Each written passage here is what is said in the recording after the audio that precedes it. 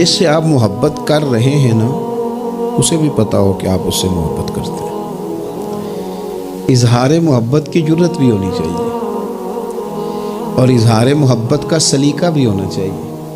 ہمیں آنا چاہیے یہ اظہار کرنا بھی کہ مجھے محبت ہے، یہ بھی ہمیں آنا چاہیے۔ دیکھو نا، لوگ نفرتیں کرتے ہیں تو ان کا اظہار کرتے ہیں کہ نہیں؟